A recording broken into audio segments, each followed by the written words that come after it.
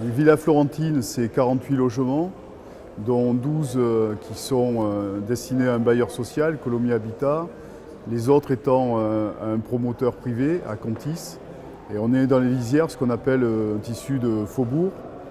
Il y a déjà des vieilles bâtisses, des nouvelles, et donc on a voulu s'insérer de manière assez douce dans ce territoire, en respectant d'une part l'ancien parcellaire des maraîchers, puisque c'était des cultures maraîchères principalement, et puis avoir une douceur aussi dans le traitement et pas avoir une architecture trop contemporaine, au moins dans ses formes.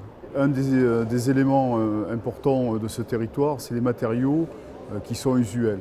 En l'occurrence, ici, on a travaillé principalement avec la tuile et réinterpréter la toiture toulousaine de manière contemporaine est à chaque fois un questionnement et un intérêt permanent.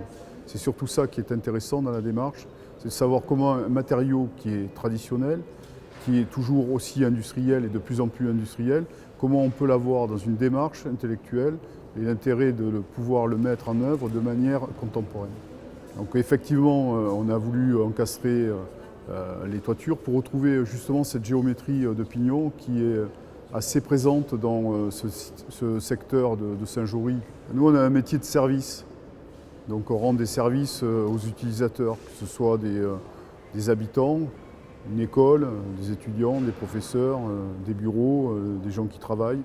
On a des clients qui ont des budgets, c'est respecter les budgets. C'est un bâtiment qui doit bien vieillir, donc c'est bien le construire. Et une fois qu'on a respecté tout ça, on essaye de mettre tout ça en œuvre avec une cohérence de là où on s'insère et pas essayer de créer l'événement ou le buzz à chaque fois qu'on fait un projet.